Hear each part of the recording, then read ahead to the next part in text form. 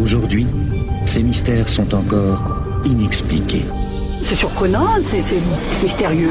Et c'est à ce moment-là qu'un bruit très étrange va être enregistré. Les clés du mystère sur Sud Radio. Sommes-nous seuls dans l'univers ? Les petits hommes verts existent-ils ? Les champs brûlés sont-ils des preuves suffisantes ? Ceux qui ont vu dans le ciel des objets volants de forme ovoïde, des soucoupes volantes, sont-ils des illuminés ? Nous ne connaissons pas bien les phénomènes astronomiques. Est-ce cette méconnaissance qui est à l'origine de notre imagination débordante ? Auquel cas, il s'agirait surtout de phénomènes astronomiques que nous n'identifions pas. Certains pilotes d'avion disent avoir croisé des énormes lentilles volantes. Le CNES nous cache-t-il des choses ? Bonjour Yves Lignon. Bonjour Emmanuel. Alors tout d'abord, posons le truc, qu'est-ce que c'est qu'un ovni ? Mais on ne le sait pas. Oui. Et c'est pour cela que je préfère l'expression utilisée très officiellement par le CNES, la NASA française, PAN, phénomène aérien non identifié. PAN. PAN.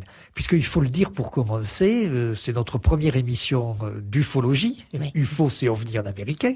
Oui. Que la France est pratiquement le seul pays au monde à posséder un service officiel, le GEIPAN, au sein du CNES, qui étudie ces problèmes, qui étudie ces témoignages, comme vous venez d'en évoquer quelques-uns, Emmanuel. Et donc, le GEIPAN, le CNES, parle de phénomènes aériens non identifiés. Bien entendu, c'est plus vague qu'OVNI, parce que qui dit OVNI pense automatiquement à engin. Oui, soucoupe volante. Engin, bien sûr. Chose, Donc, objet. phénomène aérien non identifié, c'est plus vaste. Il n'empêche que très souvent, à partir des témoignages, on pense effectivement à des engins volants. Et on pense à des engins volants dont les performances sont incompatibles avec nos connaissances technologiques. Si ce sont des engins volants, ils ont des trajectoires à angle droit, par exemple. Ce que nous ne savons pas faire, nous, les terriens.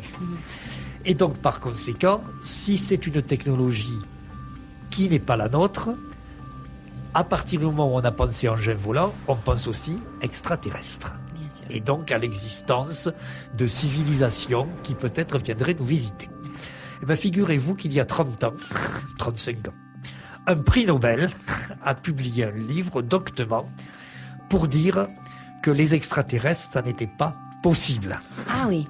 Pour des raisons philosophiques. Il a expliqué, il a dit, moi, tel que je vois les choses, l'homme est forcément le seul être de son genre dans l'univers. Pour quelle raison ? Philosophiquement, Darwin, etc., matérialisme, c'est peut-être pas l'heure de faire un cours. D'accord. Mais donc, il a exprimé sa conviction. C'était un prix Nobel de médecine. Après quoi, il est mort. Pas parce qu'il avait dit ça, Oui, mais parce que même les prix Nobel meurent. Oui. Et puis après sa mort, on a commencé à découvrir ce qu'on appelle des exoplanètes.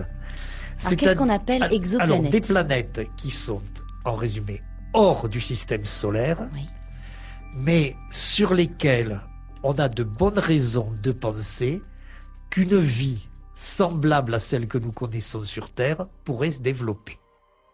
Et donc, le prix Nobel, dans ce tombe, il se sent un peu bête, Oui. s'il se tient au courant de l'actualité de l'astronomie.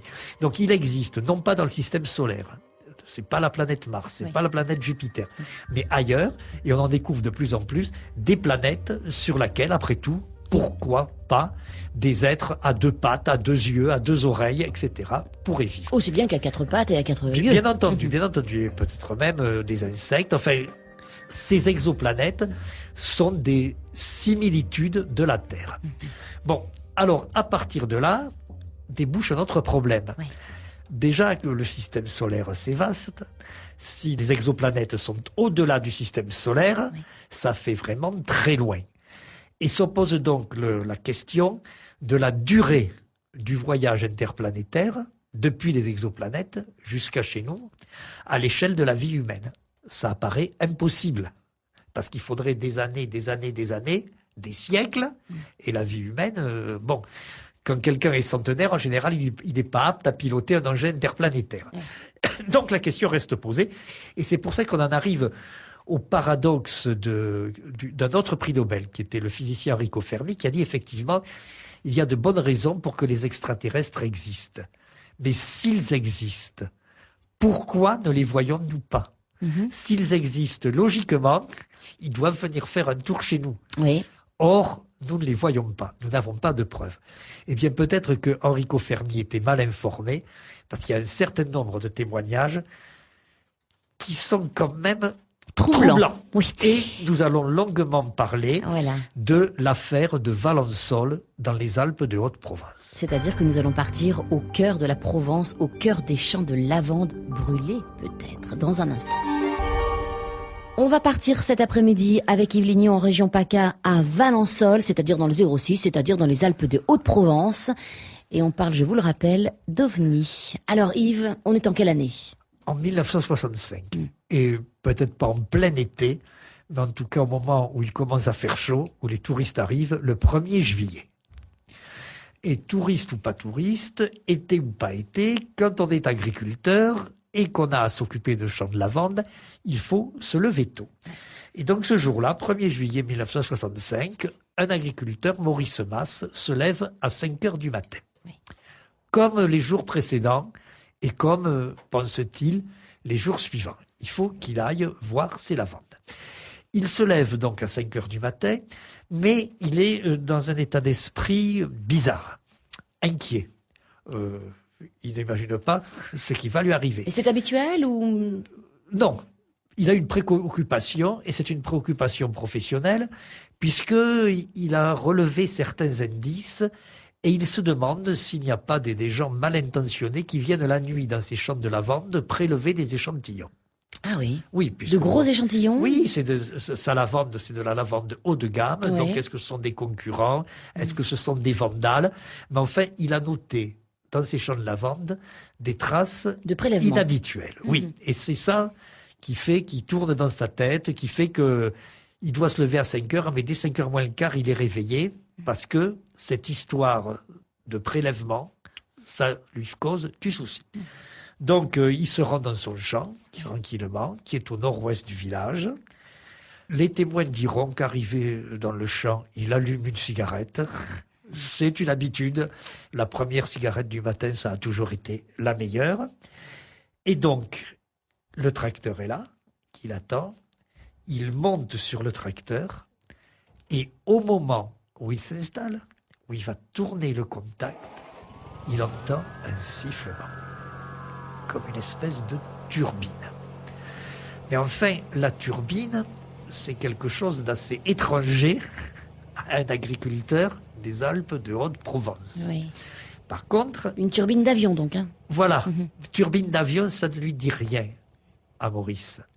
Mais il en a déjà entendu des turbines d'hélicoptères. D'accord. Et donc, il pense à un hélicoptère. Il y a un hélicoptère qui peut-être passerait au-dessus de ces champs. Il est un peu étonné quand même parce qu'est-ce qu'un hélicoptère? Il ne voit pas bien. 6 heures moins le quart, le jour se lève à peine. Hein. Au mois de juillet, la longueur des journées diminue déjà. Oui, c'est vrai. Nous ne sommes pas au mois de juin. Et donc, bon, finalement, ça a l'air de venir d'un champ de lavandin. Allez hop, pouf, pouf, pouf, pouf, pouf. C'est plus un bruit de turbine, c'est un bruit de moteur de tracteur qui se dirige vers le champ de lavandin. Et là, arrivé dans ce champ, Maurice voit non pas des vandales, non pas des gens en train de s'enfuir en emportant une brassée de lavande, mais un engin qui a pris le champ de lavandin pour un terrain d'atterrissage. Et cet engin, ça n'est pas un hélicoptère. Il est là, posé. Il ressemble à un ballon de rugby. Ah, donc un petit peu comme ça ovoïde. Oui, il est ovoïde, mais il est évidemment bien plus grand qu'un ballon de rugby. Lumineux. Il est posé sur ses pieds, il y a un dôme transparent, il est haut d'à peu près 2,50 m. Quand il apportera son témoignage à la gendarmerie, Maurice dira « ça me faisait penser à une Dauphine ». Dauphine, vous savez, les petites voitures des années 60, qui étaient des intermédiaires, on va dire, entre la 2 chevaux et la grosse berline. Donc il pense à une voiture commune de son époque. Pleine de rondeur, donc. Mais ça n'est pas une voiture, parce qu'une voiture s'est posée sur des roues, et là, l'engin est sur des pieds. Paranormal, phénomènes étranges, histoires fantastiques, les clés du mystère.